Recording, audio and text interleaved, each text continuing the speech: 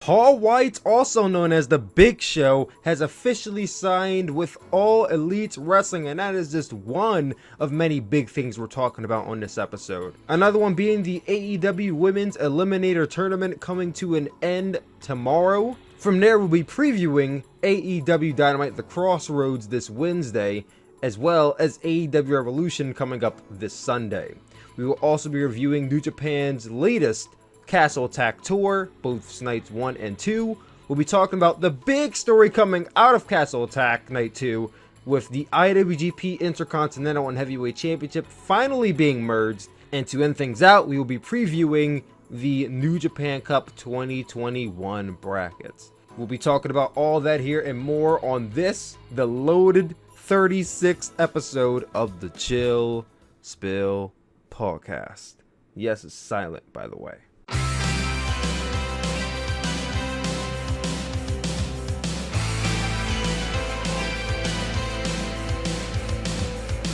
Yo, what is going on, guys? It is your boy Tyler Mask, aka Tyler Suplex, aka Suplex with 2 O's if you follow me on TikTok, aka Tyler Kuhn Williams, aka the one who lived.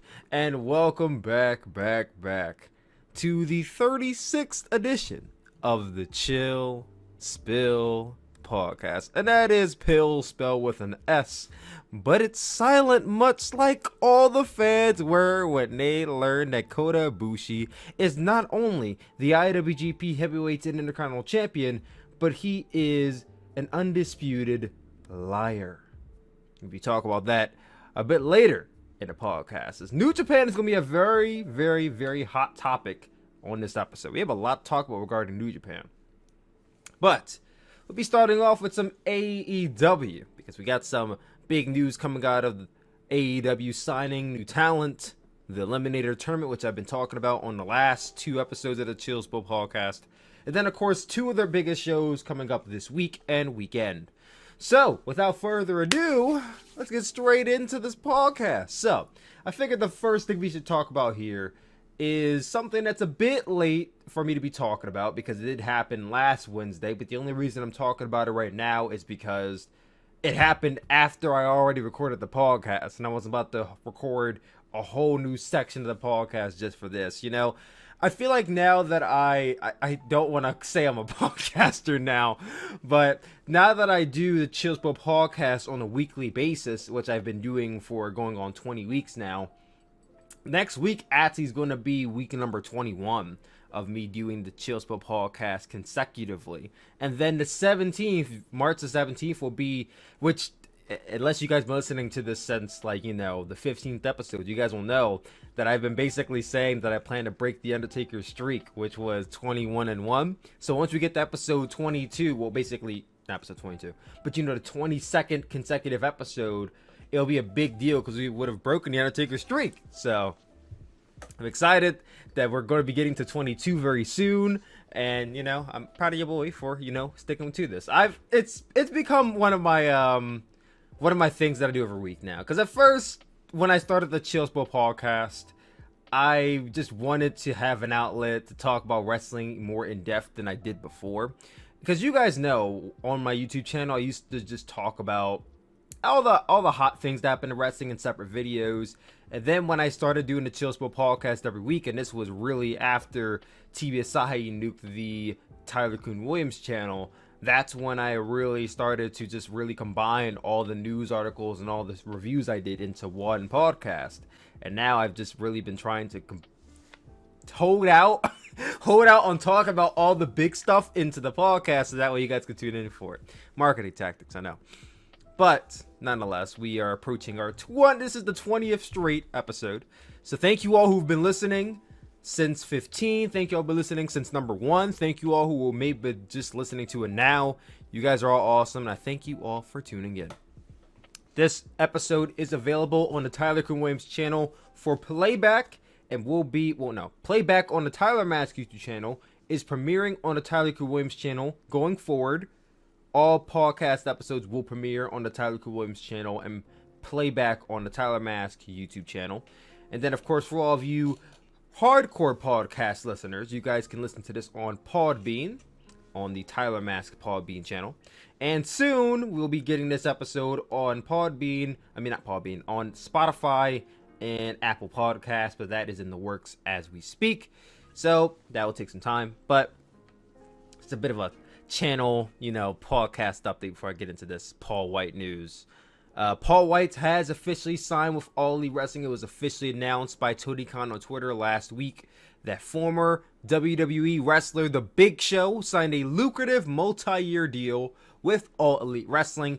Basically similar to Sting showing up on the Winter's Coming edition of AEW Dynamite. Then basically minutes later it was announced that he signed a multi-year deal with All Elite Wrestling. This will involve him having an active role both in and outside of the ring. When he will be wrestling in the ring has yet to be seen, but it was revealed that his first off-the-mat job will be on commentary with Tony Schiavone, which led to the second big announcement from Tony Khan that there will be a new show added to the AEW family called AEW Dark Elevation. The show will be airing Mondays at 7 p.m. Eastern Time starting March 15th and will have Paul Wight and Tony Schiavone on commentary. Should also be noted that Paul Wight is advertised to appear on AEW Dynamite this week. There isn't really too much to say right now other than I'm shocked that Big Show left we always talking about the lifers when it comes to not even just wrestling, but sports, even real life. You listening to this podcast, I assume you have a job. Unless you're younger, then you don't have a job, or whatever your case may be. It is COVID after all.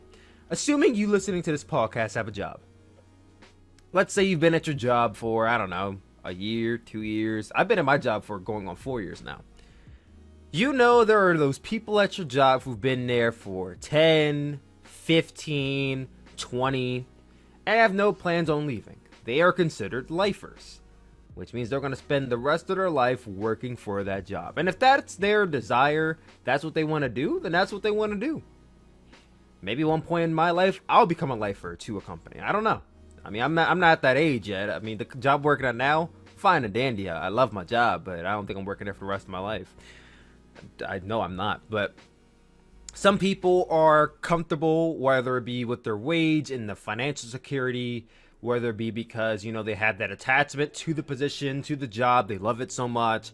Or maybe they're stuck in that position. It's a dead-end job. Whatever the case may be, we all have lifers at our jobs. And when it comes to professional wrestling, a lot of the lifers are people that you see have been in a company for, like I said, 5, not really 5, but 10, 15, 20 years.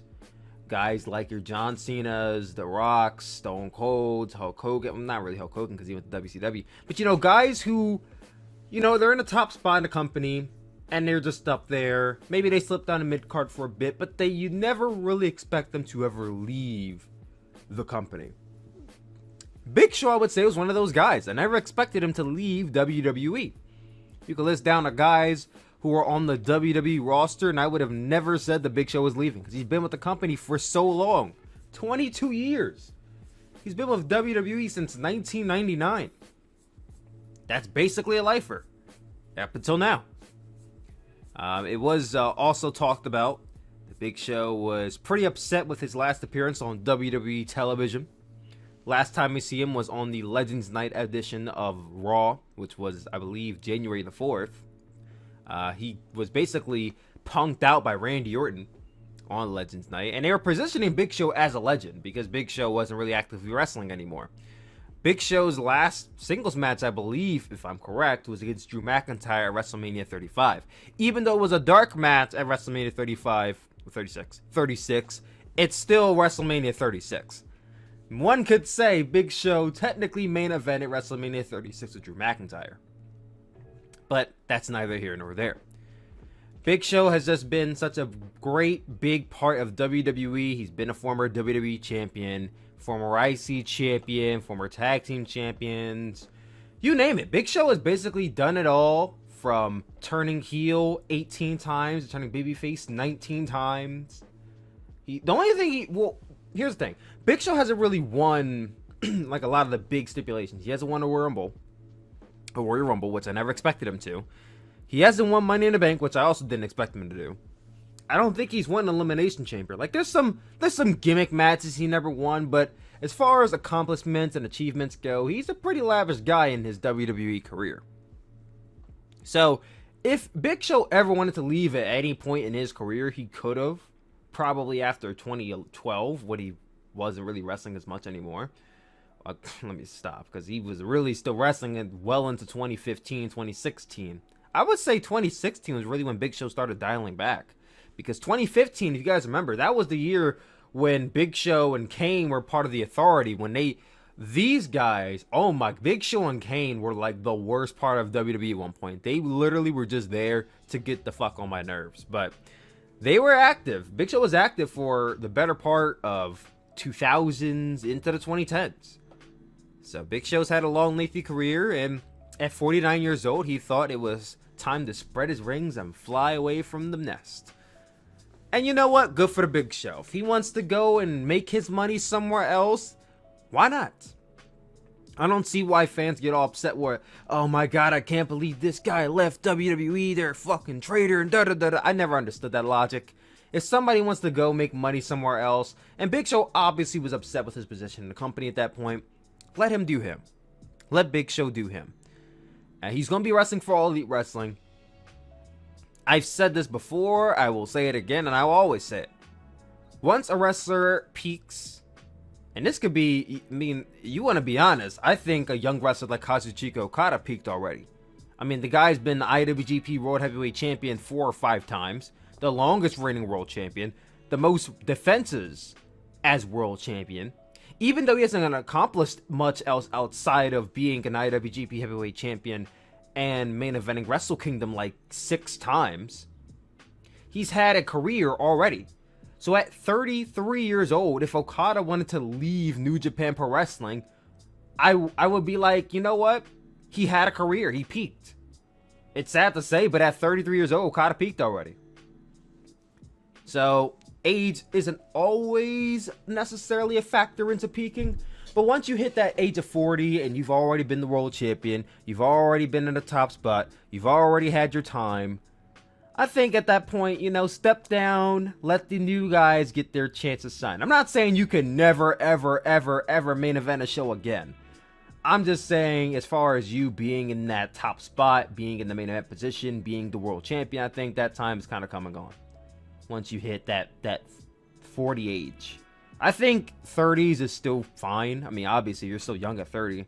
40 is really that bridge between adults and starting to get into that, like, you know, the older adult years. So I'm like, even early 40s to an extent, if you haven't really had your chance to be the world champion, I would even excuse it then. But once you get into the mid and high 40s, it's like, all right, bro, calm down. Calm down. So 49 years old, Big Show should not ever be going after the AEW championship. I wouldn't even want to see Big Show go after the AEW TNT championship, honestly. I mean, there was the tag team championships. If Big Show wants to, I guess, but I'm still not fond of that. He's not very agile. I mean, the guy's 7 feet tall, 49 years old. He's obviously not that agile anymore. There's a position, I guess, for Big Show in the ring. If you want him to go up against somebody like a Marco Stunt, which is his dream match, you know, do that. If you want to have Big Show in a tag team match, reuniting for one night only with Chris Jericho to reunite Jericho, I'm down for it. I'm down for Jericho reunion for one night only. If you want to do Big Show versus Cody Rhodes, because Cody Rhodes likes to wrestle everybody who comes in the AEW just to beat him, then go ahead, do Cody versus the Big Show. You can reunite their feud from 2010. You know, there's a position for Big Show on the AEW roster. I just don't want to see 2015, 2014 Big Show. Because you know Big Show's going to turn heel at some point. Big Show's coming as babyface, but it is his God-given right to turn heel and babyface as the years go on. So he will turn heel at some point. And when he turns heel, I do not want to see AEW push this guy to the moon. No, we are far beyond that point. Big Show, I know he's the tallest guy on the roster technically, but you got Lance Archer, you got Wardlow. Sadly, we don't have Brody Lee anymore. But you have 2 big guys right there. And I'm sure you have other big guys on the roster that I'm not thinking about. Big Show does not need to be the tall giant on the roster. I know he's the tallest guy, but we don't have to position him that way. So let's not treat Big Show as if he's the hottest new signing to AEW. I know he technically is, but he's not some up-and-coming young talent. Let's not treat him as such. Now, as far as commentary goes, Big Show has been guest commentary for WWE before. I don't remember if he's good or not. You know, he may not be that good. He'll grow into the role with Tony Schiavone. He'll get pointers. He'll get better. We'll see how he does on commentary. I'm not really too amped about the idea of having another Dark show because, after all, I really don't care too much about the first Dark show. After COVID happened and AEW Dark was really stripped of having fan reactions, I stopped caring about AEW Dark. I mean, to be honest, I didn't really care about Dark when they had fans, really towards the end. But Dark it has the place in AEW.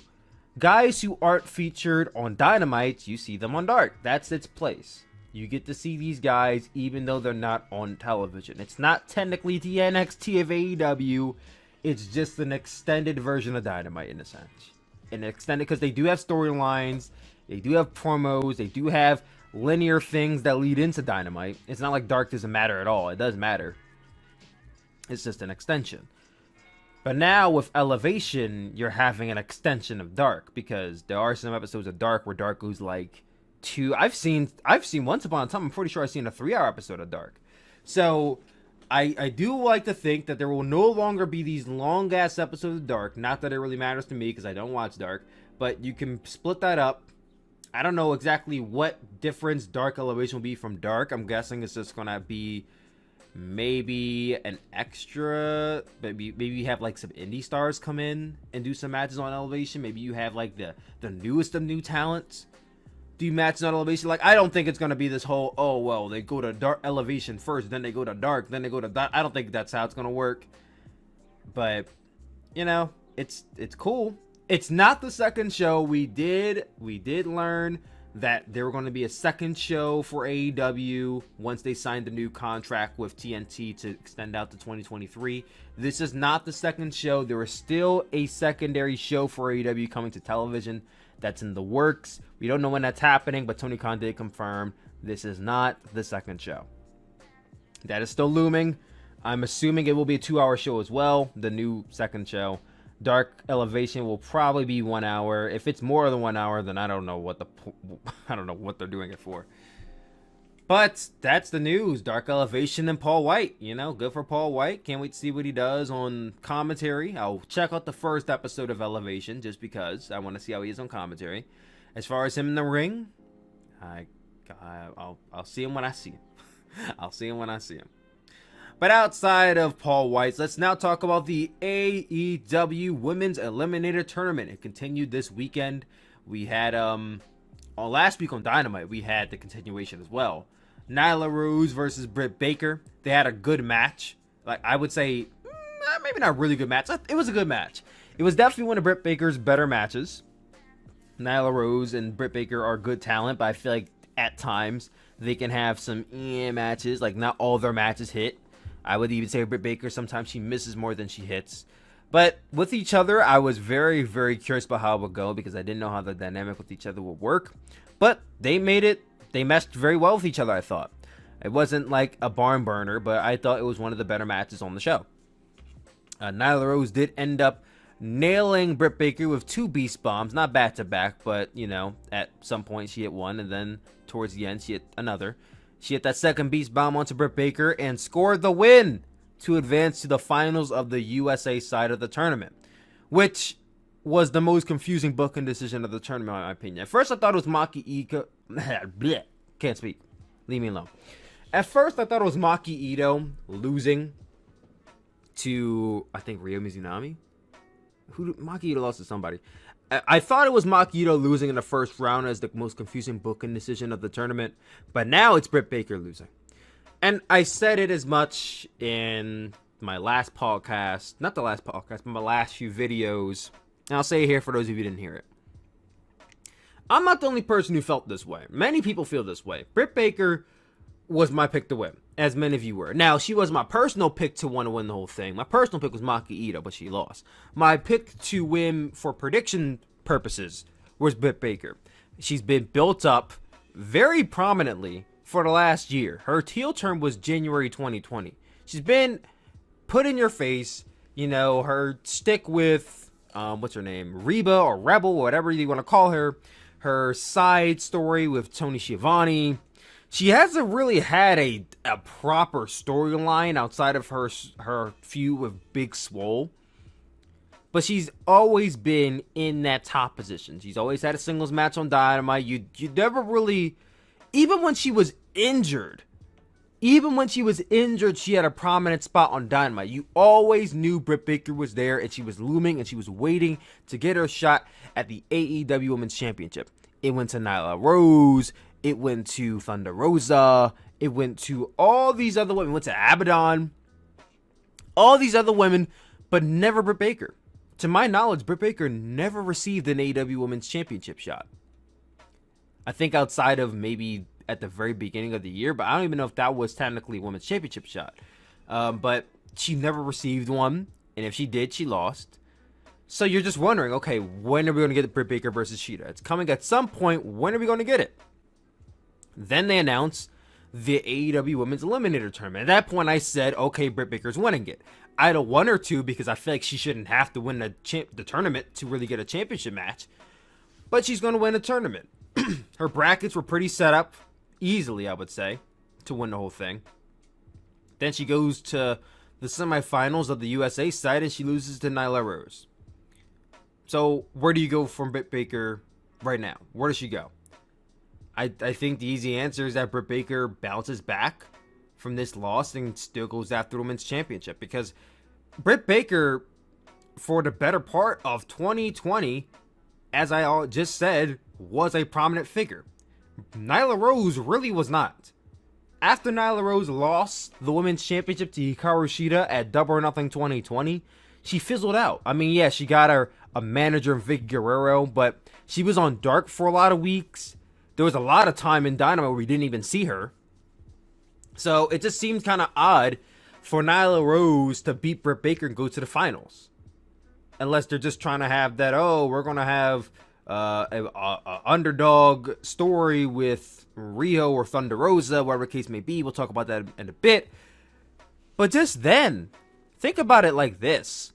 Nyla Rose versus Hikaru Shida was the main event of Double or Nothing 2020. First time matchup. Was a good match. Enjoyed it. They had another match at Full Gear later that year. A rematch that I don't think anybody really asked for. I don't think anybody asked for that rematch. But we got it at Full Gear. The match was not as good as the Double or Nothing match. But Hikaru Shida retained. So now they're teasing that we're going to get a third helping of a championship match at another pay-per-view. AEW does not have a pay-per-view every single month like WWE. They have 4 to 5 a year. Last year, they had Revolution, Double or Nothing, what was it? All Out, Full Gear. That's 4 pay-per-views last year, not counting any of the big shows they had. 4 pay-per-views last year. Of the 4 pay-per-views, 2 of them were main evented by Hikaru Shida and Nyla Rose. That's half of them. So now you're saying that you're going to have another pay-per-view, which once again, only 4 happen in a year, is going to be possibly led with Nyla Rose and Hikaru Shida again. It's a waste. An absolute waste. So, in no way, shape, or form should Nyla Rose be winning this tournament.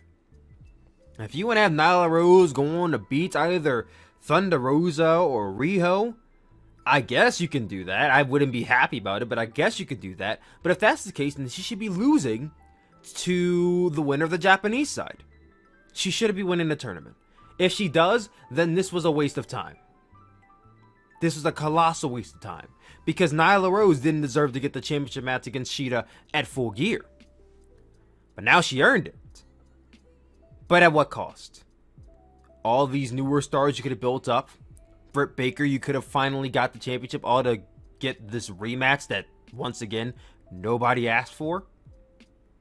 So yes, Britt Baker, she lost. Nyla Rose won. But I did not agree with this booking decision. I think a lot of you did not. Hopefully she is not winning the next match. But after that, we get into this week. Well, last weekend, technically. That was Sunday. Sunday's edition of the Eliminator Tournament, which happened on Bleacher Report. Emi Sakura, Veni, and Maki Ito teamed up to take on Mei Suruga, Rin Kadokura, and Hikaru Shida. It was a fun tag team match. Very fun. I think a lot of the interactions were very funny. Joshi wrestlers are just so awesome at their 6-woman tags. It was a bit on the lengthy side. The match did go, I think, close to 19 minutes. I would have cut 5 minutes out of it, but it didn't get long to the point where I got bored of it. Everyone had their moves in. I think the only person who I feel like I didn't see enough of, once again, was Rin Kadokura. Again, like in the Aja Kong match, it was a different dynamic because she was against Aja Kong, who is a beast, a monster. When you're up against a monster heel, you have to sell a lot. So you don't really get a lot of your moves in, especially when you're a lightweight compared to Aja Kong. So in this match, she's in a 6-woman tag.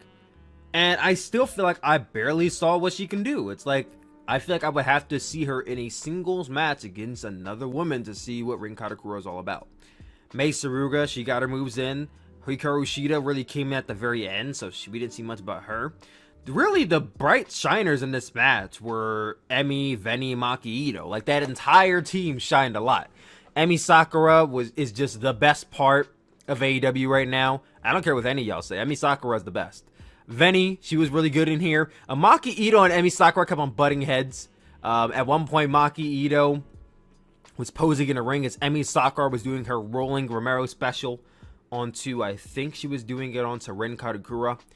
And Maki's posing, she's like basically singing or whatnot. Then she does her running Kokeshi onto Rin Kadokura, who's still in the Romero special, which gets her to fall on top of Emi, and Emi sells it, which I love that Emi sold it, because Emi could have easily just been like, oh, well, that didn't hurt me because I was doing the move to her. But then her and Maki start going at each other. They didn't start fighting, but they're yelling at each other. Emi's like, what are you doing? Like, you caused her to fall on me. Maki's like, oh, yeah, I'm just trying to da-da-da-da. So then Veni, the smart woman, tags herself in. So Veni's now trying to carry this match, while Emi and Maki are still spitting at each other. But Veni, she sadly falls short to Hikaru Shida with the Falcon Arrow and a running knee. Hikaru Shida gets the pin, and then they win the match. At some point, I thought Veni was going to win, but Shida did pick up the victory for her team. At the end of the match, I thought it was really funny, because Maki Ito was on the ground, basically in the fetal position, crying, and Emi Sakura just boots her like 2 times. I'm like, wait, Emi, the match, she was your partner, but I guess Emi was pissed because it was practically Maki's fault they lost, even though it really wasn't. But it's like, damn, bro. Now I want to see Emi versus goddamn Maki at Revolution. I don't care about who Hikaru Shida's facing. Give me Emi versus Maki, damn it. But this was really good. A lot of people were like, yes, sign everybody under the sun from this women's division. Which, listen, if they were all unsigned talent, I would be on board. But most of them are signed to, contracts with Ice Ribbon or Stardom or whatever the case may be. Emi Sakura, she's been a part of AEW before. She's currently in Japan. We've got a move. I would love nothing more than see Emi Sakura come back to AEW. And because they got a working relationship, I'm almost certain she will come back at some point. With Maki Ito, from what I heard, she's not signed anywhere. I would love nothing more than for AEW to sign Maki Ito. That would be amazing. They already got Rio signed. They got Shida signed. Signing Maki would be the next big thing. Veni, I don't know if she signed anywhere, but if they could snatch Veni up, that'd be cool. Mei Suruga, she's with Emi Sakura and got a move, so she's not going anywhere. But, if Emi comes back, Mei should come back. Mei should debut on Dynamite soon as well. Rin Kadokura, she's the champion in C. It's a seed lining or wave. Please don't ratio me for not knowing this company. Jesus Christ. Rin Kadokura, she's the champion somewhere else, so she's not going anywhere. And we'll talk about Ryu Mizunami and Yuka Sakazaki in a second, because they were, after all, the next match. Ryu Mizunami versus Yuka Sakazaki. This match did not really light my world on fire. I thought that the last match both women had were better than this one. Not to say this was a bad match, but it was alright. I think partially I was tired during this match, so that's why I didn't really pay too much attention to it. But ironically, Ryu Mizunami, who I call Okada Incarnate, hit a short arm clothesline onto Yuka Sakazaki and followed this up with a Fisherman Buster and got the pin over Yuka Sakazaki, Ryo Mizunami winning the Japanese side of the bracket and moving on to the finals of the tournament. This also, I was very confused by. I wasn't as befuddled and almost kind of annoyed as I was when Britt lost. But I was like, damn, I was kind of rooting for Yuka Sakazaki at this point. You know, I'm just still not a big fan of Ryo Mizunami. I don't know what it is. I mean, I know it's not the entire Okada getup. That I joke about, but it doesn't really bug me. I think it is just something about her in ring that's just not doing it for me right now. I don't know what it is. She's not doing much for me at the moment. So I'm not too crazy about her going to the finals, but good for her. Good for her. She's going to be going to America this Wednesday. Then we get to the main event. Riho versus Thunder Rosa. This was a good match. It was not as good as Riho versus Serena Deeb, but it was good nonetheless. Thunder Rosa and Riho had really good chemistry in here. Thunder Rosa did end up getting the pin over Riho by countering one of Riho's pins into one of her own, and clutch outside cradle counter, and she got the 3 count. So Thunder Rosa is moving on. I almost thought we were getting Riho versus Nyla Rose in the finals, almost a rematch from their championship match last year, which I honestly would have bought into more than Rosa versus Rose. But we're getting Thunder Rosa versus Nyla Rose this Monday, which is today, as I'm recording this. After this podcast is over, I'll be basically maybe covering that on Tuesday. Who wins between Thunder Rosa and Nyla Rose? If you ask me, without a doubt, it should be Thunder Rosa. I don't want to see Nyla Rose versus Ryo Mizunami. I'm sure it may be a good match, but I don't even want to sniff the idea of us getting Nyla Rose versus Hikaru Shida again. Because once again, if Nyla Rose wins this tournament, this was a colossal waste of time. Thunder Rosa has faced off against Shida maybe once or twice. If I could check. Let me check real quick. Thunder Rosa versus Hikaru Shida. Gonna do this live. Just to verify how many times they faced off with each other. I feel like it was I feel like they faced off only one time, but I may be incorrect. It may have been twice.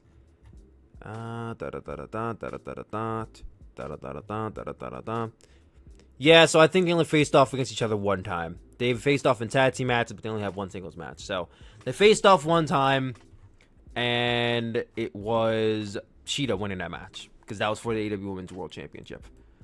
Unless Thunder Rosa faced off against her for the NWA Women's Championship, which she may have very well did, but they didn't get it. You know what? I think it was just the one match they had. But nonetheless, they've had one match. Nyla Rose and Shida have had 2 matches. I'd rather get the rematch of Rosa and Thunder Rosa and Hikaru Shida and just get Thunder Rosa the AEW Women's Championship. Because Thunder Rosa has been on Dynamite for really since September.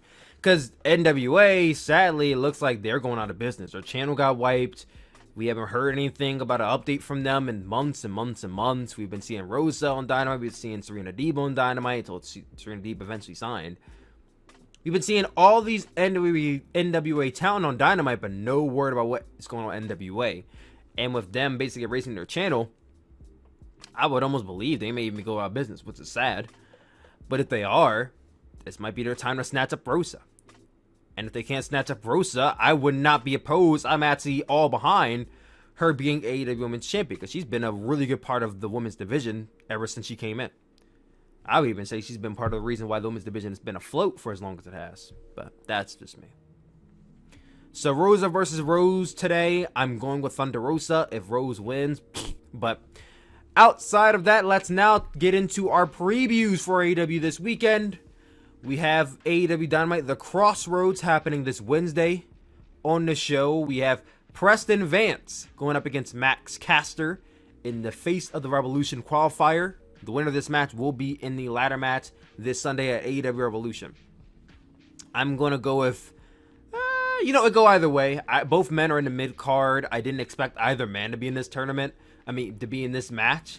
It's for the TNT Championship after all, so I guess you can do that. I'm not mad at it at all. I'm going to say maybe Preston Vance, given that -1 is basically all but his manager and leading the Dark Order. Maybe he gets involved in costing the match. I'm going to go Preston Vance. Max Caster being in the match would be cool as well. I think he's a slightly better wrestler than Preston Vance is, but Preston Vance will win this match. Getting into that, we have Matt Hardy, Private Party, and TH2, so it looks like Mark Quinn is making his way back to Dynamite, versus Alan Angels, Evil Uno, Stu Grayson, Alex Reynolds, and John Silver of the Dark Order. A 5-on-5 tag team match, because AEW loves their tag team matches. You can never move them off the tag team boat. You know, I don't understand why they don't have Heyman Page in this match. They've been building up Matt Hardy versus Heyman Page happening this Sunday. Why is Heyman Page not involved at all? Wasn't Alan Angels even attacked by Matt Hardy a week or two ago? It would have made more sense for Heyman Page to be in that spot, but I'm guessing Heyman Page interferes and costs Matt Hardy, TH2, and PP the match, so they're losing. They're gonna lose. After this, we also get into another tag team match: Jurassic Express, Marco Stunt, Luchasaurus, and Jungle Boy versus FTR, Cass Wheeler, and Dax Harwood, and Tully Blanchard. Tully Blanchard will be making his AEW debut at 67 years old. If you thought Sting wrestling on Revolution is a danger, then look no further than a 67-year-old man wrestling on Dynamite as well. Tully Blanchard, I don't know how he's going to look in the ring. I mean, the guy's older than Sting is. I don't know. I just hope the best that he doesn't hurt anything or get injured or any of this stuff. Hopefully, if they know what's good for him, they will not have him prominently in the ring all the time and just have him do some tag team spots. What if I dare I say I hope I don't see Luchasaurus and Tully Blanchard doing with each other. That would be really dangerous. But Jurassic Express should be winning this match. Then we get into what I'm assuming should be the co-main event, or even a main event. Probably not the main event, but co-main event. The AEW Eliminator Finals. As the Japanese winner, Ryo Mizunami, takes on the American winner, either Thunder Rosa or Nyla Rose, which I predict will be Thunder Rosa. Ryo Mizunami versus Thunder Rosa. I'm going to predict Thunder Rosa wins the tournament and makes it on to face Hikaru Shida at AEW Revolution.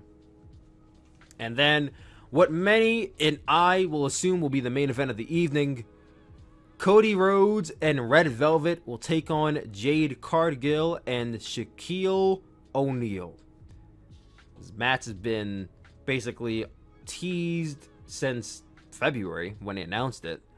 They've been doing teasers on Dynamite every single week with Shaquille O'Neal and Jade Cargill training for their upcoming match at the NBA Finals.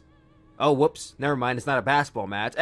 Contrary to popular belief, they're not facing off in a basketball bout. It's a wrestling match. You wouldn't know this, of course, because they've barely ever barely showed Jade Cargill or Shaquille O'Neal doing any wrestling in their promos. But they're wrestling in a wrestling match. It can either be an okay match or a train wreck. I don't think there's really much of it going higher than that. Cody Rhodes is good, but he's not carrying Shaq. And Red Velvet may be good. I don't really know. I haven't seen much of her work. But Jade Cargill is unproven to be a good talent, so we don't know how she's going to look in the ring. So once again, either okay or a train wreck. Either way, who wins? It honestly shouldn't be this answer, but it can go either way. I can see Shaquille O'Neal and Jade Cargill winning because they want to keep Jade strong. Jade obviously is someone they've been getting behind ever since Jade Cargill debuted on Dynamite against Cody, where she slapped her in the face and Brady Rhodes cut her promo. The whole, who the hell told you tonight was open mic night, bitch, that promo. Ever since that promo, they've been building Jade up. I very well could see Jade Cargill contending for the AEW Women's Championship very much later in the year. So if they want to do that, her winning this match may be for the best. Shaquille O'Neal being a celebrity, him winning this match makes more sense too. However, don't put it past Cody Rhodes to get the win. Cody Rhodes annoys the fuck out of me now. Like, I'll be honest with you guys. I've been very, very, very much trying to be impartial towards Cody Rhodes because he's a good wrestler.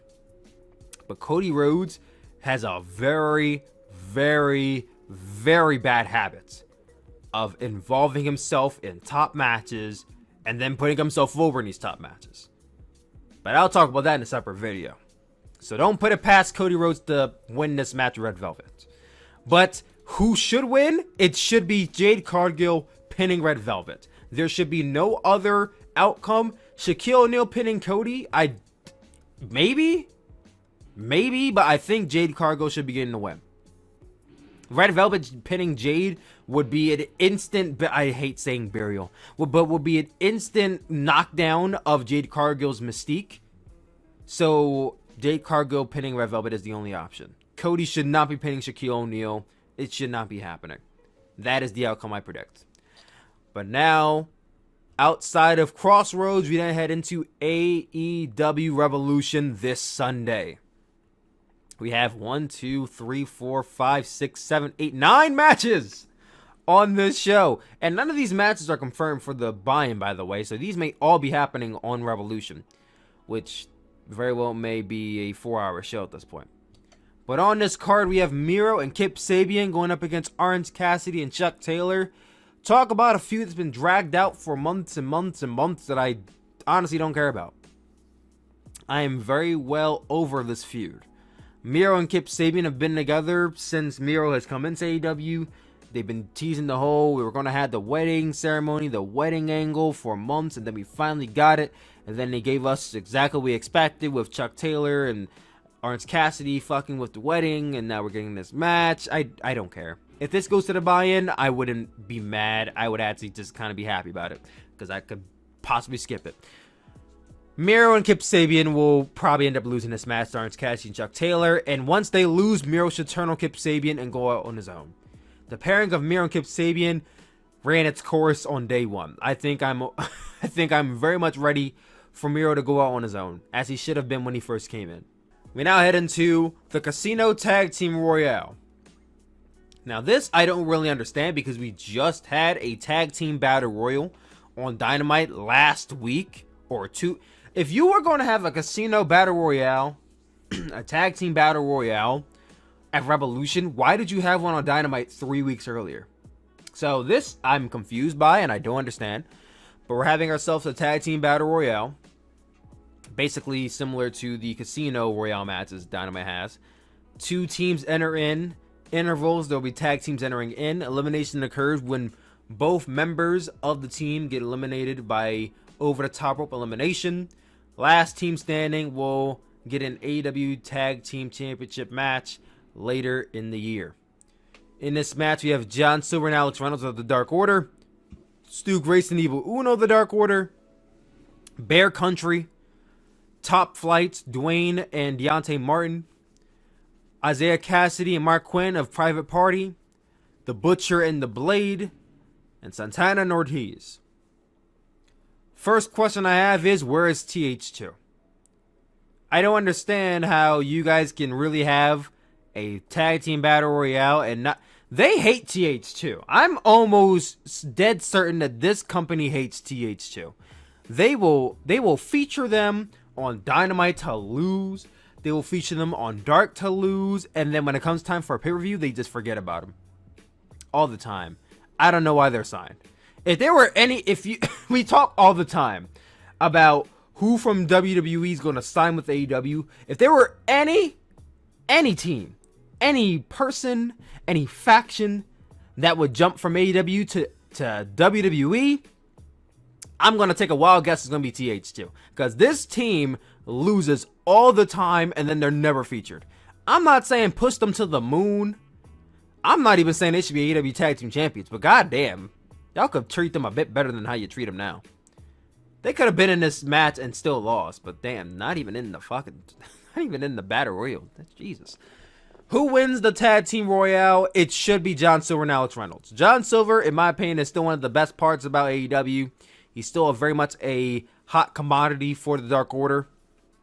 I think it is still very much a mystery to me why they haven't gotten a Tag Team Championship match, given how over they are. And guess what? It's starting to wear off. People are not as hype and high on John Silver as they were before, because guess what? AEW is taking their time trying to strike on this guy. The iron was hot about 2-3 months ago. It's now March. The time is nigh. You wait any longer, people are not going to care as much. So John Silver and Alex Reynolds should be the one winning this match. We got Top Flight versus the Young Bucks. We got Private Party versus the Young Bucks. Butcher and the Blade versus the Young Bucks. Santana and Ortiz versus the Young Bucks. Stu Grayson and Evil Unos face the Young Bucks. The only people who have not faced the Young Bucks yet, to my knowledge, are Bear Country and John Silver and Alex Reynolds. So it should be John Silver and Alex Reynolds winning this match. Next up, we have Matt Hardy versus Hangman Page in a big money match. The winner of this match will get the losers Q1 earnings for the year. So basically, this is a regular singles match with no implications that you should care about. For storyline purposes, I guess it matters, but why do I care about somebody losing their Q1 earnings? How does this affect the ratings? How does this affect their ranking, aside from them having a loss? How does this affect them? Is Hangman Page going to join Matt Hardy's little brioche of TH2 and Private Party? Is that what we're insinuating here? I guess. Because if Hangman Page wins, then Matt Hardy goes broke, and then you might as well just forget about TH2 and Private Party being with Matt Hardy. Because why would they? I guess contractually they have to be with Matt Hardy, but then you can create some dissension. I don't know. I mean, to be honest, I don't really care for this match too much. The storyline just kind of came out of thin air. I'm going to go with Matt Hardy. I guess I'm going to say Matt Hardy wins. Hangman Page winning and beating Matt Hardy, I don't really see that happening. I don't see why. I mean, I guess if you want to create a rift between Matt Hardy, Private Party, TH2, you can do that. But it seems kind of early because this unit just got formed like last month.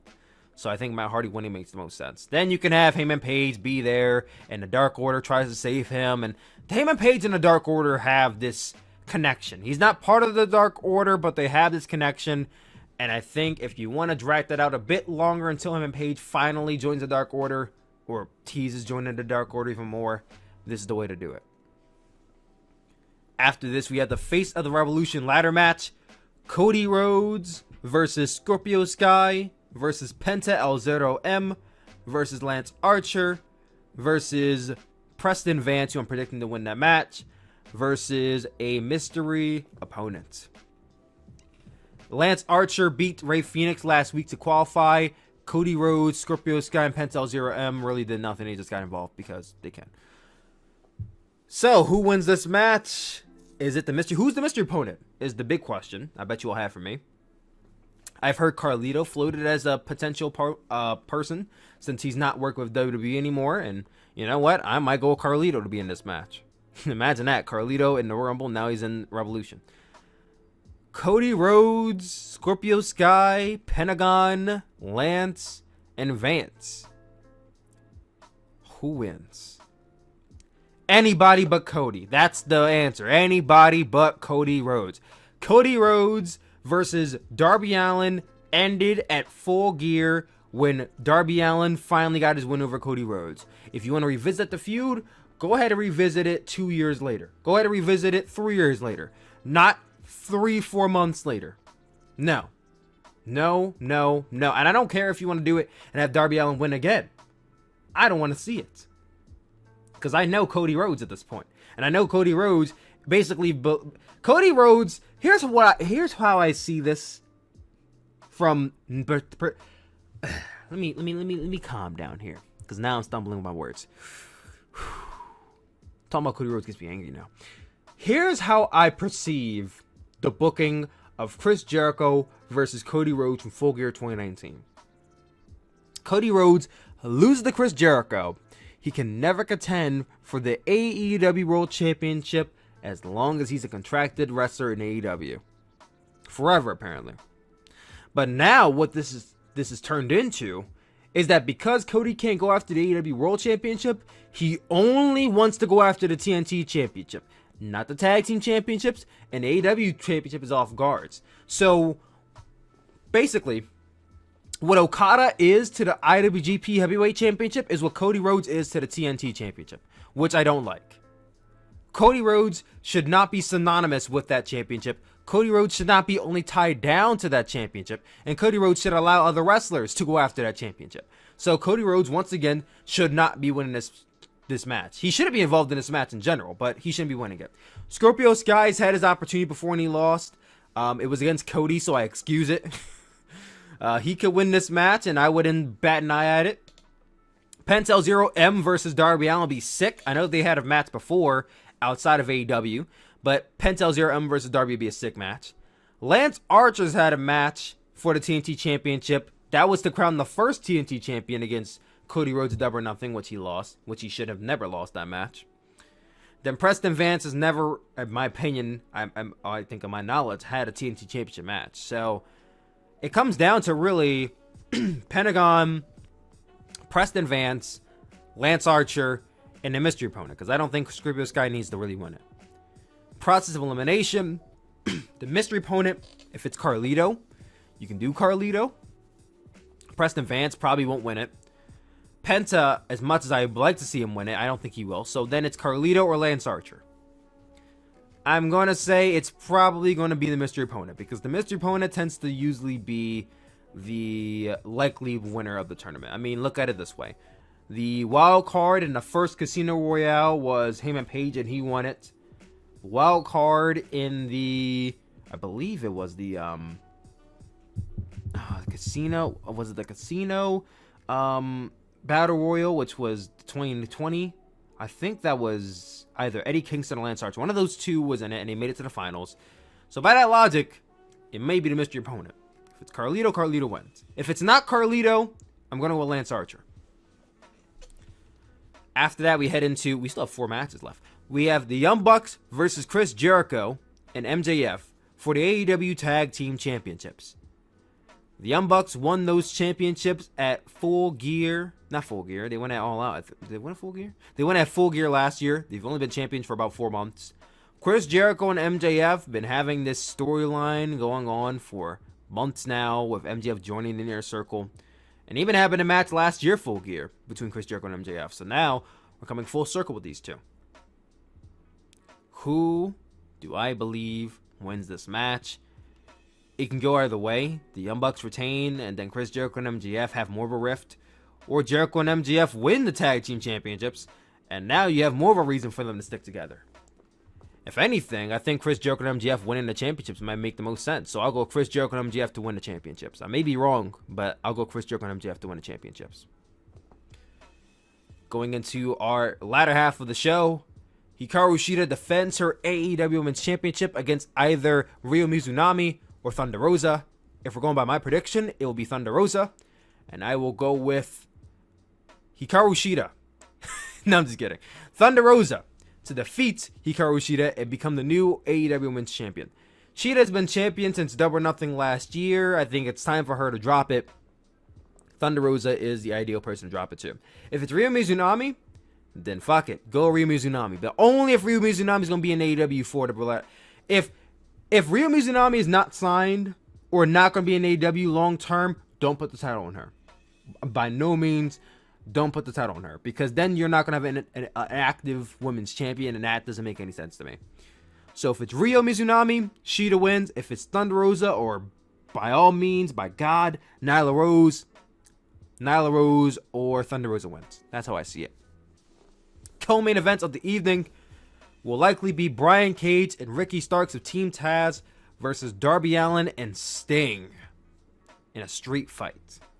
Sting has taken a powerbomb to Brian Cage, so if anything shows he is ready to take bumps, hopefully this match is nothing like the street fight that Matt Hardy and Sammy Guevara has, because if it is, then it's going to be rough. But I think Darby Allin and Sting win this match. Brian Cage, Ricky Starks, the Team Taz, yes, they should be kept strong. But if they win, that means that they should get another chance at Darby Allin, and I'm a bit over this feud. So Darby Allin and Sting win this match. Which leads us into the main event of the evening. Kenny Omega defending the AEW World Championship against Jon Moxley in an explosive barbed wire death match. This is going to be a wacky, crazy, possibly even bloody mess of a match. They should go all out for it. If it's going to be a over-the-top match, like an explosive barbed wire death match, they should go all out for this match. everything. C4, barbed wire, blood. I want to see it all. I want to see light tubes. I want this to be it better be a real death match. I want to see fucking light tubes in this bitch. But who wins? Jon Moxley, after all, did make the lights out match at All Out last year and won. 2019, not 2020, and won that match. Kenny Omega faced off against Jon Moxley last year on the Winter is Coming episode of Dynamite, and he won. So they're 1-1 in their feud. Who's going to make it 2-1? I predict Kenny Omega will retain the AEW World Championship. Possibly from interference from the Good Brothers, but he will retain the championship. Who's next after Kenny Omega? I'm not too sure, but we'll see what comes after. And that is my predictions for AEW Revolution. What do you guys think? Comment down below. Let your boy know. But now, let's get into New Japan Pro Wrestling. New Japan just had their Castle Attack Tour. Nights 1 and 2 ended just a few days ago. We'll talk about night 1 and 2 right here, right now. I'm going to briefly go through these matches because this is going to be a long episode of the podcast and don't want it to go too long. On night 1, we had the United Empire versus Tenkozy and Hiroshi Tanahashi. United Empire being Will Ospreay, Jeff Cobb, and the Great Okan. Typical New Japan 6-man tag match. Everyone feuded, had interactions with each other. Okan and Cobb held Tenzan and Ospreay up. Hit the Os Cutter. Ospreay did. On the Tenzan and got the pin. So the United Empire won this match as they should have. Okan hopped on the mic after the match was over. But I watched in Japanese so I didn't understand it. And the last 5 seconds I guess weren't crucial. So I guess he's like, yeah, I'm going to face Tanahashi on night 2. And that was it. So after that, we got Tonga Loa versus Yoshihashi. Not every day you get a Tonga Loa singles match. Was enjoying it for the most part up until Jado came out and interfered because it's the Bullet Club and the Bullet Club can't fucking help themselves. Luckily, he was indirectly knocked out of the ring by Tonga Loa, so it didn't last too long. Then as soon as Yoshihashi started getting the winning offense in, Tama Tonga came out for the distraction because once again, Bullet Club can't fucking help themselves. Eventually leading to Tonga hitting a reverse tombstone pile driver, the same one that Stone Cold hit on not Chase Owens, oh my god, Owen Hart. He hit that onto Yoshihashi and got the pin, so Tonga Loa wins this match. Immediately after the match, Hiroki Goto comes out and takes out Tonga Loa, and this immediately transitions into Tama Tonga versus Hiroki Goto, which I kind of like the transition here. So we got Tama Tonga versus Hiroki Goto. The match went about 5 minutes. Bullet Club shenanigans were imminent, and they happened, and I got annoyed. I almost wanted to just... I have a whole video I'm working on right now about why New Japan sucks. God. But I'm not going to talk about it here. I'm going to keep going with this fucking podcast. Tama Tonga tried for his GTR. GTR, Jesus Christ. He tried for his gun stun, go to reverse. They reversed for like at least a good 10 seconds. Until Goto got him up for a GTR, an elevated GTR, and got the pin. Hiroki Goto won in this match. Nothing special, but had a cool ending. Then we got to our next match. Toru Yano versus Chase Owens in a bull rope match. This was a Toru Yano Chase Owens match, but with their hands attached to each other by a bull rope. Nothing insanely special happened in this match outside of these guys pulling each other with a bull rope. This was nothing compared to Cody versus Brody Lee. It literally existed because Toru Yano and Chase Owens. The match ends with Chase Owens going to unhook the last turnbuckle pad. And being a heel, he tries to tug Toru Yano to the end of the corner. But Toru Yano takes advantage. Power bombs Chase Owens in the middle of the ring. Goes to the corner, unhooks it, and wins the match. Toru Yano wins. I didn't care. I didn't really like the match too much. I mean, it wasn't like a boring or corny or a terrible match, but I didn't care. But then we get into the meaty part. Jay White versus Tomohiro Ishii. This was another great match put on by Jay White and Tomohiro Ishii. It was not as great as their last 2 matches, but great nonetheless. Jay White and Ishii are always good in the ring with each other. I don't know why. I don't know. I'm not going to say I don't know why, because that sounds like a bad thing. I don't know how they are, because Jay White and Ishii are like almost completely 2 different worlds in their movesets. Jay White is very slow, meticulous, where Ishii is very bombastic, in your face, and hard hitting. Jay White's not even he's not a never guy. Ishii's a never guy. Jay White's not. Jay White's very plotted. Ishii's not.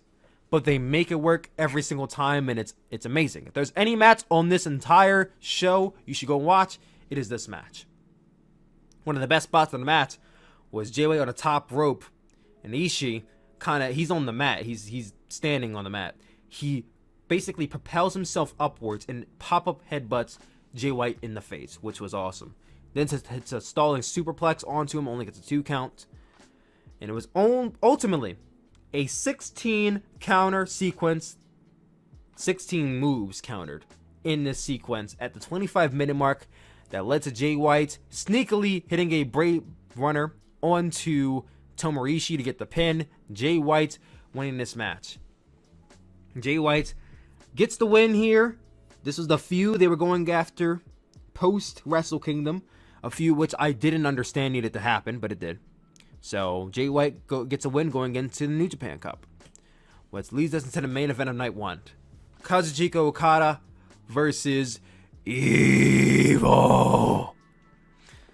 The first 5 minutes of this match were so boring I skipped ahead 15 minutes. Not even gonna lie to you guys, I did not have the capacity to sit through the rest of this match. I skipped the rest of the 15 minutes of it. I just don't have the patience for this anymore. I literally don't have the patience for Okada and Evil matches. I don't have the patience for Evil matches in general, because Evil is just so... oh my god. Like, Evil was so good when he was in LIJ. He had a character. He was okay, really even good at his character. He had a moveset that worked. And when he went to the Bullet Club, his character, really, I would say he got worse. Because it became all about interferences. And his moveset just went bye-bye. They stripped everything about Evil away from him. And he's only had like 2 good matches since turning heel. Everything else has just been either boring, slow, or a bunch of interferences. I almost can't sit through Evil matches anymore. That's how bad it's gotten. So, we'll skip to the latter half of this match. Evil tries for a dick stomp to Okada while the referee is down, because the referee is down for the 20th time of the night. Are you surprised? I'm not. Okada actually does the smart thing and kicks Evil in the dick. Payback feels so bittersweet, I bet. Following this, Okada hits a twisting tombstone and locks in the money clip. Everyone's favorite submission. Evil tries to reach for the rope. He hits a Randy Orton backstabber onto him and locks back in the money clip. I will give Evil this. He's always been really good at selling submission holds, and he's really good at selling this one. He reaches the rope. A minute or so later, Evil has gotten Okada out of the Rainmaker attempt and hits a running lariat onto him. Okada kicks out. I don't really do blow-by-blow explanations of a match, but I'm only doing it here because this show happened like 2 nights ago, and I'm kind of foggy on it. Evil gets Okada up for Everything Is Evil, which leads to a counter sequence where Evil gets Okada up for a driver. Okada gets Evil up for a driver. And this is the same one he had on Ibushi at Wrestle Kingdom 14. It's like the Emerald Flosion that Rikishi used to do. He hits that onto Evil, well after hitting the Rainmaker in succession for the victory. Kazuchika Okada winning this match. From what I saw, and mind you, I only saw maybe 25% of this match.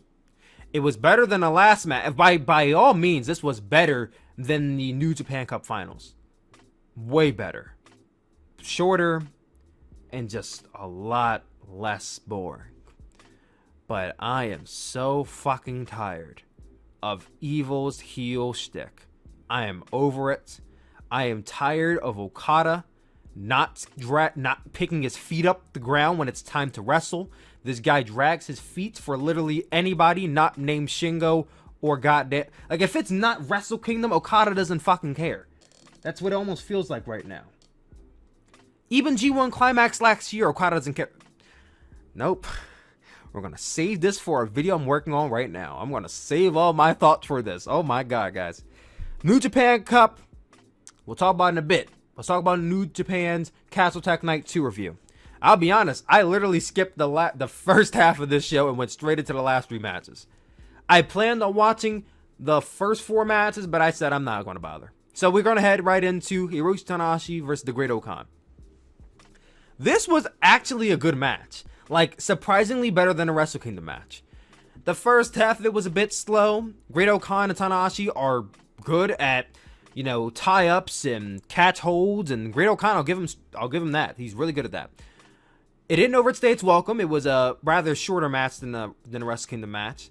The Great-O-Khan and Tanahashi, once they got good, it really got good. Great-O-Khan dodged one of Tanahashi's high-fly flows, later led to him getting the advantage and locking him in which was so dope. He locked him in this torture rack, but rather than having Tanahashi on his shoulders, he had Tanahashi strapped across his back, which I feel like probably would have hurt O-Khan more, because you have Tanahashi's 200-pound ass on your back and you're trying to wrench him. So it hurt Tanahashi and it looked cool, but long term, I don't know if that's a good idea to do. He had his claw over Tanahashi's mouth, and while he had him in a submission, he spins him outwards into a fallaway slam, which was sick. If he would have pinned Tanahashi there, I would have bought into it, and I've been like, you know what? Good match, good finish, Great-O-Khan, on to a New Japan Cup. But he doesn't go for the pin. He gets Tanahashi up to go for the claw slam. Tanahashi counters this, not smoothly by the way, into a crucifix pin and gets the win to retain the Never Openweight Championship. So, here's my thoughts, my hot take. Great-O-Khan versus Tanahashi happened at Wrestle Kingdom. Little to no build up to this match. Alright, Tanahashi beats him. He shouldn't have beat him. I feel like Great-O-Khan would have benefited more from beating Tanahashi at Wrestle Kingdom, but he beat him. A month later, O-Khan challenges Tanahashi again for the Never Openweight Championship. Mind you, O-Khan did nothing to deserve this match, but he got it. So how does New Japan follow up the rematch? They have Tanahashi beat O-Khan again. So I don't know why. I don't know who thought it was a good idea to have O-Khan lose twice in a row to Tanahashi. But they should be axed. Let me stop. But no, I don't get it. I don't get why O-Khan had to. If the point was, the point is for O-Khan to have this losing record against Tanahashi, which I'm starting to feel like is the point of this whole feud. Okay. But outside of that, O-Khan losing twice in a row just makes him look bad. So, good match. Wasn't a fan of the finish. If the plan was for O-Khan to lose, this should not have been for the Never Championship, or should have never happened. That's what this comes down to. This match should have never happened because O-Khan should not have lost again. But Tanahashi's still the champion. I'm happy about that. Co-main event of the night was Bushi versus El Desperado versus El Fantasmo for the vacated IWGP Junior Heavyweight Championship. The title was sadly vacated because Hiromu Takahashi was injured. He's going to be out for the next 6 months. So they had to strip him of the title. Even though Jon Moxley was champion for an entire year and they didn't strip him, Hiromu Takahashi had to be stripped. No consistency whatsoever. This was actually a really good match. I enjoyed this a lot. Everyone got their moves in. ELPP at one point started ripping Despi's mask up while they're up the ramp, hitting him with a God-style pile driver, because El Fantasmo's entire gimmick is that I'm going to copy out for everybody, America, Japan.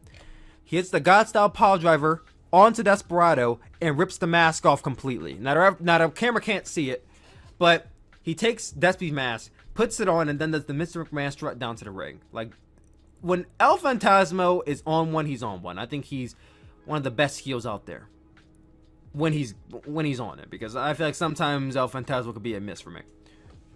But he takes the mask, gets into the ring, punts it out of the ring. Once again, great heel moves. Then gets control over Bushi thereafter. Once Despi came back into the equation, it became a pretty split match. Everyone really got their offense. Everyone started to get the upper hand. Didn't know exactly who was going to win. ELPP's gimmick of ripping off wrestlers. He did the Jericho's Lion Salt. He did AJ Styles Clash. He tried for Kenny Omega's One-Winged Angel, among other things. Despi hit an angle slam on El Fantasmo. So everybody, I'm expecting fucking Bushi to hit a pedigree at this point. But my man's hit a arm tuck tombstone pile driver on a Desperado.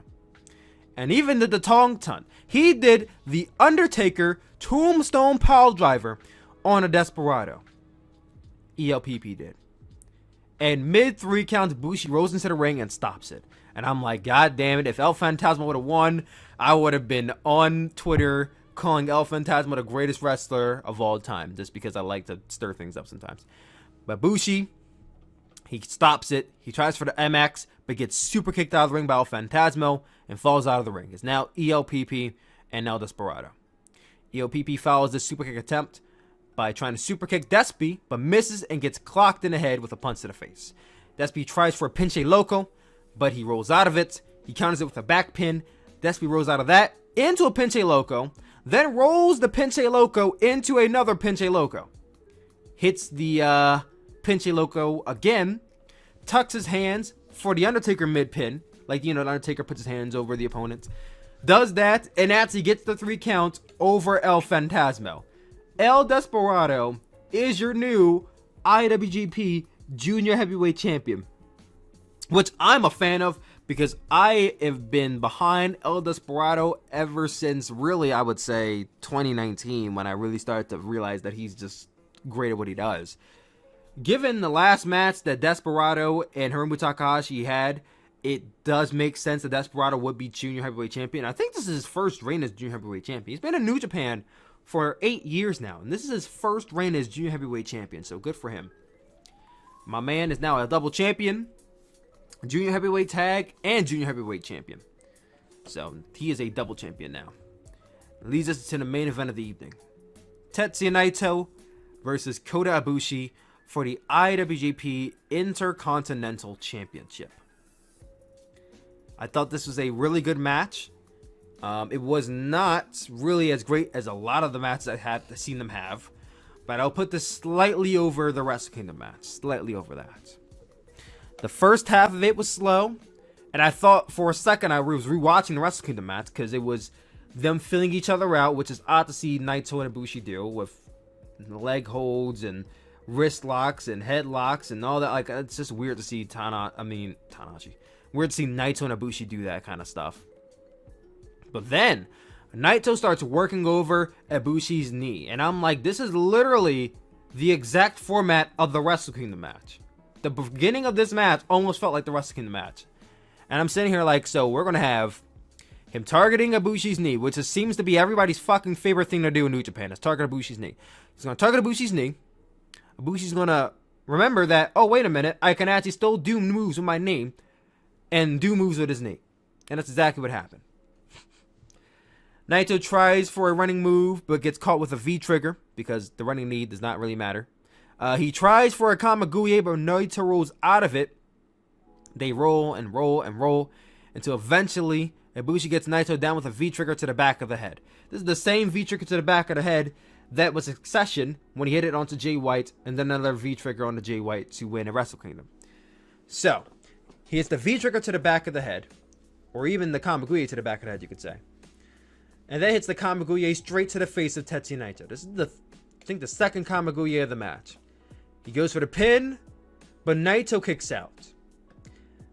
I do not know why they are so consistent on making a Kamaguye look less than what it was supposed to be. When Kota Ibushi debuted this move in 2019, it was a well-protected move. Nobody kicked out of the Kamaguye. Then Okada kicked out of the Kamaguye in G1 Climax 29. And ever since then, people just kick out of the move. Jay White's kicked out of it. Naito's kicked out of it. Now Naito's kicked out of it like 4 or 5 times consecutively. Not consecutively, but you know, you get what I mean. Like, it's nothing. The move is nothing now. The move has lost its entire luster to me. Naito kicks out of it.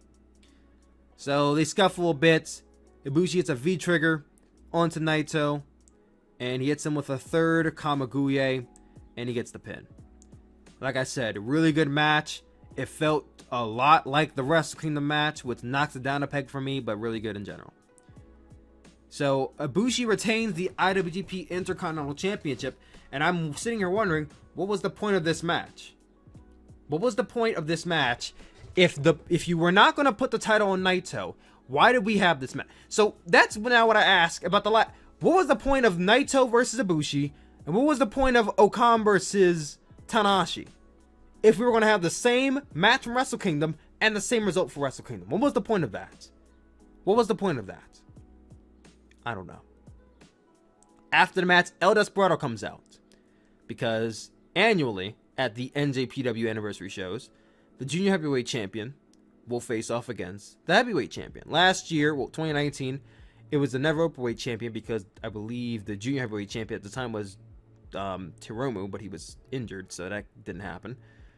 So we're getting El Desperado versus Kota Ibushi at the anniversary show. But during this promo, El Desperado does the unthinkable. And he challenges Kota Ibushi for both the IWGP Heavyweight and Intercontinental Championships. Ibushi says that he sucked in their first match, and he is not the same. I got that all mixed up. Ibushi said he sucked in the first match. El Desperado said that he's not the same man that he faced 8 years ago, because their last match with each other was 8 years ago. That's crazy to think about. But Ibushi accepts, and we go from there. But then we head into the press conference. Before the press conference, we head into some major news for New Japan Pro Wrestling, which I'm sure you've all been waiting for me to talk about. It was reported and confirmed by Tokyo Sports yesterday that after the Kota Ibushi versus Tetsuya Naito match at Castle Attack, Kota Ibushi will officially be mending both the IWGP Intercontinental and Heavyweight Championships into one grand title, the IWGP World Heavyweight Championship. So, Kota Ibushi, let's run this back real quick. Kota Ibushi goes to Wrestle Kingdom and wins both championships. And he's talking about how, I want to merge the he says he wants to unify the championships. He made this very clear, probably even before he won the championships, that he wants to merge the two. He wins it at Wrestle Kingdom. Hoorah. Defends against Sonata. Goes up against Naito for the IC. After the match with Naito, he says, and I quote, let me not say I quote, I paraphrase, that he wants to keep the belts together. He wants to unify them, but he wants to keep the lineages separate. So basically, I don't want these championships to split up, but I want to keep them both around. This is what he said in the post-match interview. And then maybe like a few hours later, we hear that the championships are being combined. They're being unified. So why did Kota Ibushi straight up just say, I don't want these to be combined if they were going to be combined anyway?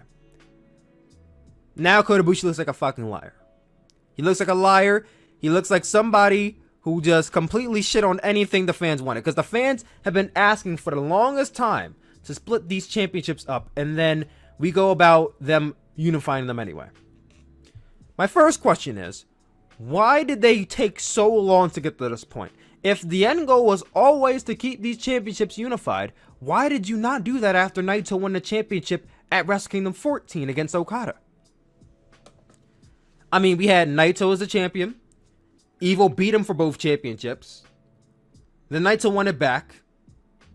And then we got to Wrestle Kingdom where he lost them to Ibushi. And then they decided we're going to unify the championships. Why didn't you unify them the first time? They just prolonged it and teased us for no reason. It reminds me a lot of WWE in 2013. The Royal Rumble 2013 when John Cena was the World Heavyweight Champion and Randy Orton was the WWE Champion. And they faced off in a double championship match where Randy Orton emerged the double champion.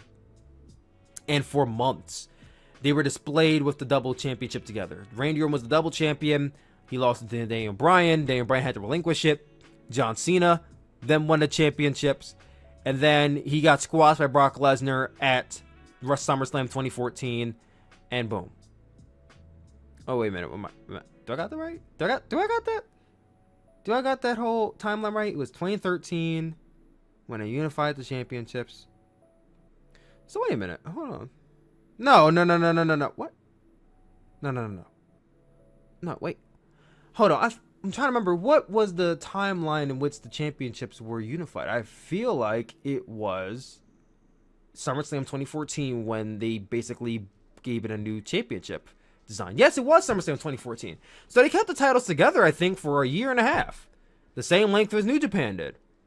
Which, I asked, why did they keep those championships together that entire time? I don't know. I do not know. But either way, much like WWE, they decided to wait 15 months to keep the championships together, only to say, hey, we're going to actually unify them.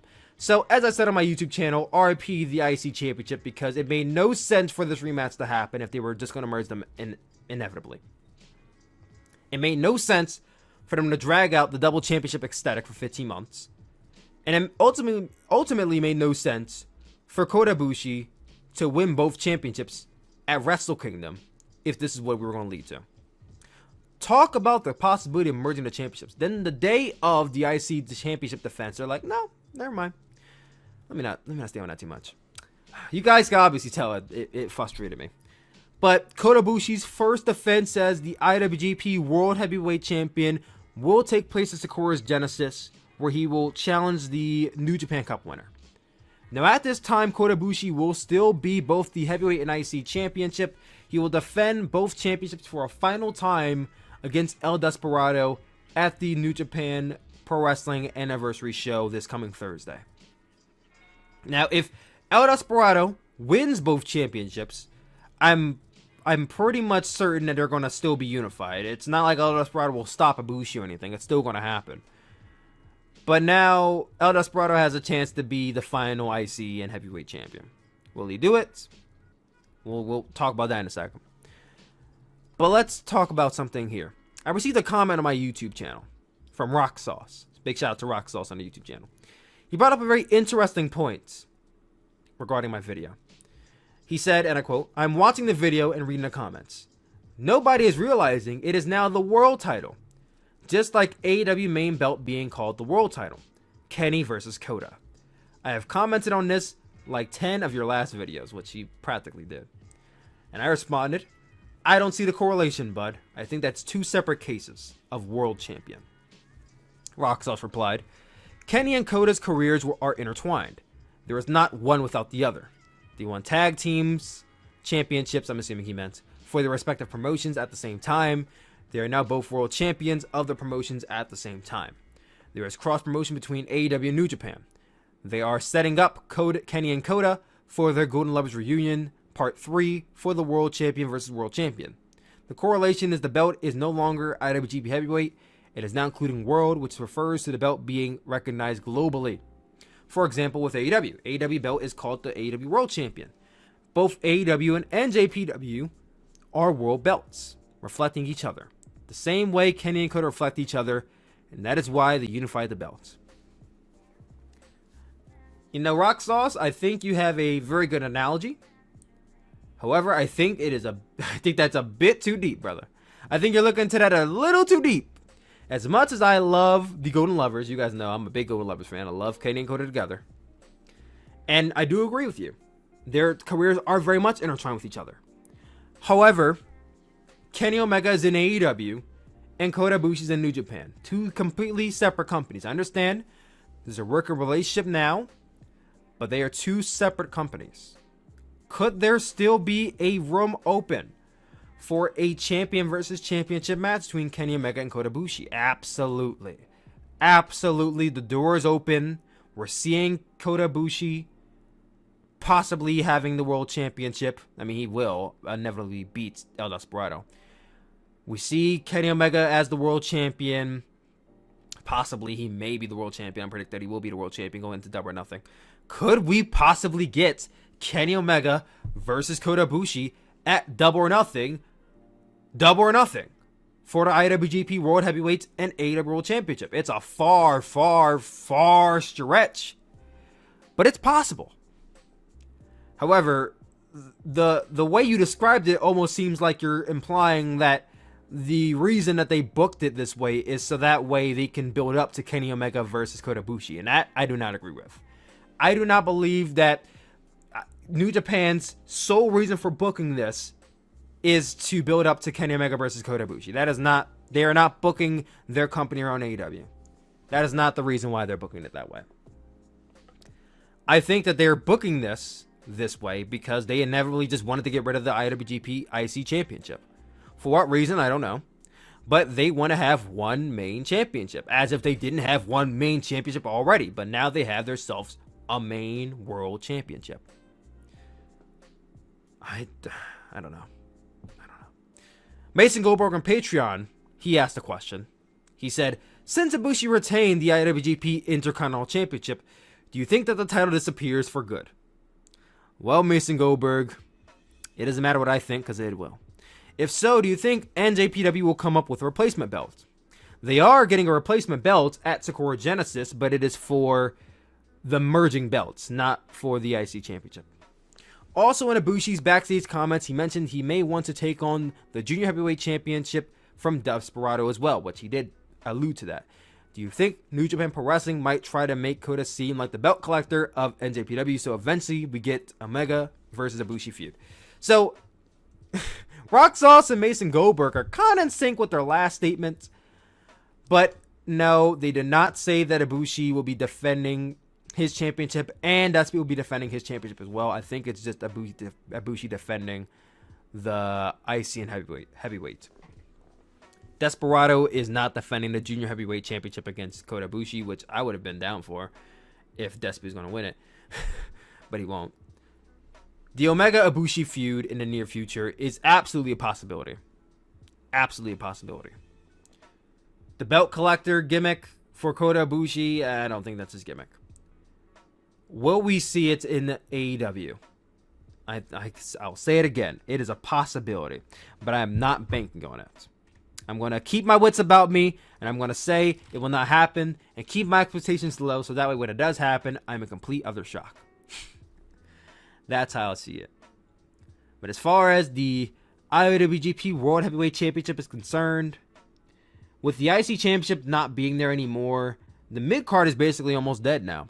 There's no US Championship in New Japan. The only championship in New Japan that is the singles championship for the world title is the IWGP Heavyweight, World Heavyweight soon, and the Never Openweight. I said it on my stream and I'll say it again. They better treat that Never Openweight Championship like a prince.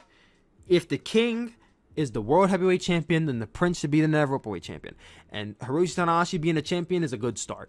It is a good start, but I want to see guys like Okada and Naito and Jay White go after the Never title. I want that title to mean something, too. Because if not, then fuck the mid-card. Because the World Heavyweight Championship in New Japan has been consisted of 5 top guys, and I think it's always going to stay that way because you're not going to culturally change the product just for merging championships. If they do, I will be shocked, I'll be floored, I'll be excited for all the possibilities of seeing mid-carders go after the world title and possibly even win them, but I won't put it past them. But guys, let's get out of that. Let's get into the New Japan Pro Wrestling 49th anniversary show coming up this Thursday. We have 6 matches on the card. Master Wato, Gabriel Kidd, Hey Look Atoma, and Hiroki Goto versus Doki, Taichi, Zack Sabre Jr., and Minoru Suzuki. All matches basically building up to New Japan Cup. I'm going to go with Suzuki going to win. In the next match, we have Hiroshi Tanahashi, Juice Robinson, David Finlay, Toa Henare, and Ryusuke Taguchi versus Taiji Ishimori, Chase Owens, Kenta, Jay White, and Evil. Taiji Ishimori, though in this match, is not in the tournament because fuck the junior heavyweights. I'm going to go with Bullet Club to win anyway. We have Sho, Tomorishi, and Kazuchika Okada versus Bushi, Shingo Takagi, and Sanada. Though Sanada and Bushi were in the last tournament and are on the show, they're not in the tournament because, once again, fuck the junior heavyweights. I'm going to go with LIJ to win this. Next matches are actually New Japan Cup opening round matches. They're actually doing some New Japan Cup matches on the anniversary show to stack the card up. One of the two being Satoshi Kojima versus Jeff Cobb. This is happening on the left side of the bracket. We'll preview the rest of the bracket right after this preview. Right after the anniversary show preview. Kojima and Cobb, if I'm correct, Kojima actually pinned Cobb on night 2 of Castle Attack. So Cobb is due back for his win. I'm going to go with Cobb to win this match. And then the next match is another New Japan Cup opening round match. Tetsuya Naito versus the Great Okan. The Great Okan just lost Tanahashi. He should not be losing to Naito too. In any other case, I would say Naito moves on. But if you want to make Great Okan feel like a bigger deal without having him lose to Tanahashi every goddamn week, he beats Naito here. If Naito beats Okan, I don't know why they even have Okan in the company. Let me not sound like one of those podcasters. If Naito beats Okan, I don't know what they're doing with Okan. What's the point of having Okan be the heavy or even the bodyguard of Will Ospreay if I can't take him seriously? If he keeps losing it to the top guys, I can't take Okan seriously. So Okan should be winning this match. Then the main event of the evening, the IWGP Heavyweight and Intercontinental Championship will be defended one final time before it is merged. Kota Ibushi defends both championships against El Desperado. Kota Ibushi retains. It's simple as that. El Desperado, as much as I would love a Despy 4 belts run, he's a junior heavyweight, and New Japan thinks the junior heavyweights are third-party citizens. Second-class citizens. But third-party. Or second-class. You go either way with that. So Kota Ibushi will retain. He will merge the championships, and fans will hate Kota Ibushi going forward. Now we finally get in to New Japan Cup USA 2, because they announced on the press conference as well that there will be a second USA Cup. We just had one like 3 months ago. We're getting another one here. But that will be starting the week of April the 2nd and will be going on for 4 weeks straight, where the champion will get an opportunity to face off against the IWGP US champion, Jon Moxley. So Jon Moxley will be defending his championship, it looks like in May. So we just had a defense in February. Our next defense will not be for another 3 months. You guys really like the fact that Jon Moxley's still your champion, huh? Test. So that's going to be happening on NJPW Strong next month. Now we're going to get into our preview for New Japan Cup 2021. We're gonna run down the match card, and then after that we're gonna do our preview and basically do a prediction for New Japan Cup 2021. So it is confirmed that we have 2 people having first round buys. The first on the left bracket being Evil. Evil winning the New Japan Cup last year earned him a first round buy. You know what? I'm okay with that. I'm okay with that. So we have Satoshi Kojima versus Jeff Cobb. Tetsuya Naito, and the winner will face Evil. Tetsuya Naito versus the Great Okan will face the winner of Toriano versus Bad Luck Fale. Hiroki Goto versus Taichi will face the winner of Kazuchika Okada versus Shingo Takagi. Hey, look, Atoma versus Minoru Suzuki will face the winner of Juice Robinson versus Kenta. That's the left side of your bracket. On the right bracket, we have Hiroshi Tenzan versus Will Ospreay will face the winner of Gabriel Kidd versus Zack Sabre Jr., which is the match I'm probably one of the most excited for. Yuji Nagata versus Yota Tsuji will face the winner of Tomoichi and Sonata. David Finlay versus Chase Owens will face the winner of Yoshihashi versus Yujiro Takahashi. And Hiroshi Tanahashi will be getting a first round bye as well. Just because he's the Never Openweight champion. I don't remember the Never Openweight champion ever getting a first round bye. So because he's Tanahashi, he gets a first round bye. And he'll be facing the winner of Toa Hanare versus Jay White. So that's our New Japan Cup lineup. Let's now get our predictions in. So Evil gets a first round bye. Satoshi Kojima versus Jeff Cobb, I predict is going to be Jeff Cobb. Tetsuya Naito versus the Great Okan, I predict the Great Okan. Toriano versus Bad Luck Fale. This is, I think, maybe their second New Japan Cup match against each other. Maybe their third, even. They have a very interesting feud with each other. Toriano's going to beat Bad Luck Fale again. I don't think it's going to be Bad Luck Fale versus the Great Okan. So, he wins. Hiroki Goto versus Taichi. I'm going to say Taichi wins that match.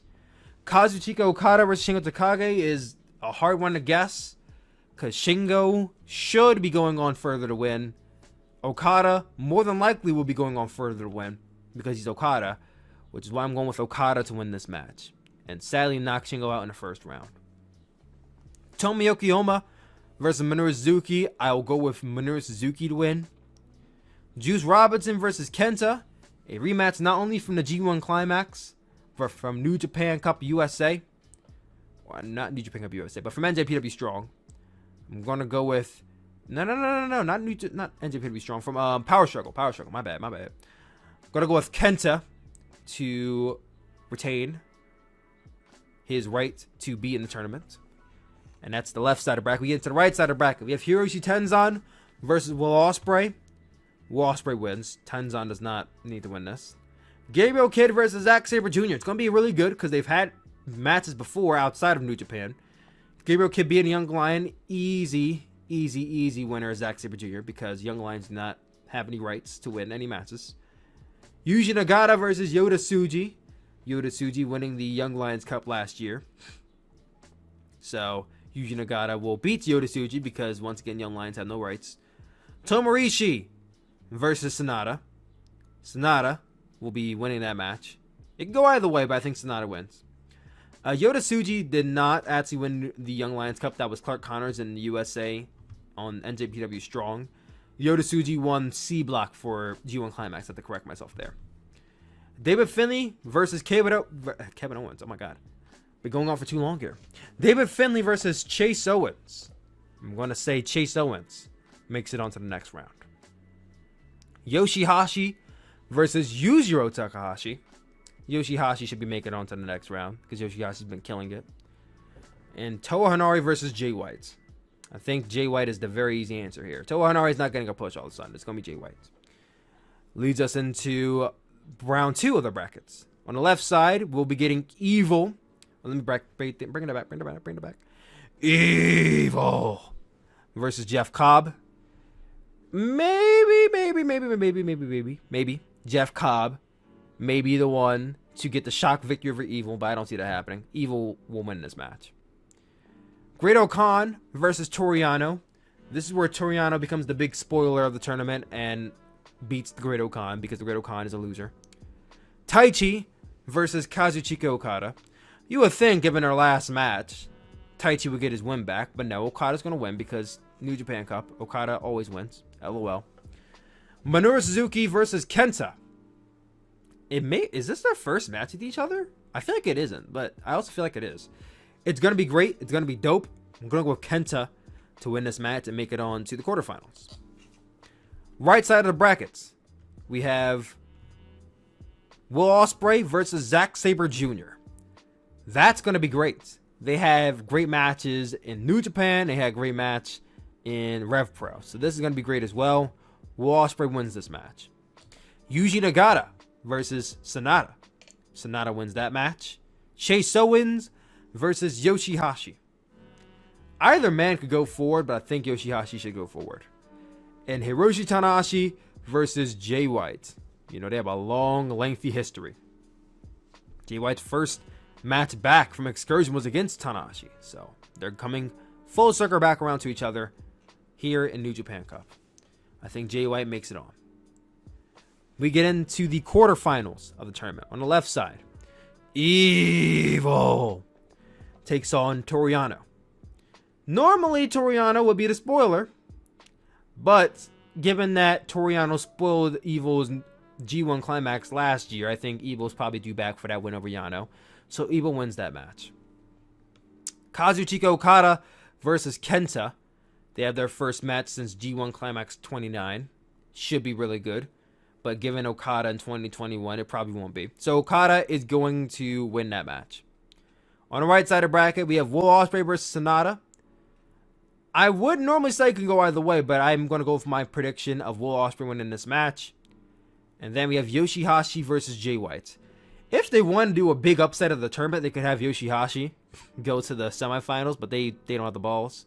So Jay White will go on to the semifinal round, which leads us into the semifinal round New Japan Cup. We have Evil versus Kazuchika Okada from the rematch of the finals of last year and a rematch from Castle Attack. And then Will Ospreay versus Jay White, a rematch from G1 Climax 30 and the New Japan Pro Wrestling Anniversary Show from 2019. Evil versus Okada, I don't need to see that again. I might skip that match, but I'm going to go for Okada to get his win back again. And then Ospreay versus Jay White. It can go either way, honestly, but I'm going to go with Ospreay to get the win over Jay White. And then the New Japan Cup 2021 Finals, I predict, will be Kazuchika Okada versus Will Ospreay. With the man I've been predicting to win New Japan Cup since last year being Will Ospreay. And we will get Will Ospreay versus Kota Ibushi at Sakura Genesis for the IWGP World Heavyweight Championship. Who wins that match? We shall see. And guys, that was Chill Spill Podcast episode 36. What did you guys think? Comment down below. Let your boy know. This is a pretty stacked episode of the Chill Spill. I mean, we had a lot to talk about. We almost went 2 hours here. But there's a lot coming up this week. Very busy week on the channel. Today, as you're listening to this on Patreon, we had some content. Tuesday, if you're listening to this, this was your content for the day. Tomorrow, we'll be live, if I can, because right now I don't know how I'm going to get access to this show. They keep declining my card. I'm trying to find a way to access this show. But if we can, we'll be live 3 a.m. in the morning for Stardom All-Star Dream Cinderella. Also, that same day, we'll be live again at 7:30 p.m. Eastern Time for AEW Dynamite The Crossroads. And then immediately after that show will be Map-Based Combat Awakening in Osaka, which is one of my 2K shows that I love to do. You guys should check out. It's going to be dope. Thursday will be live 5 a.m.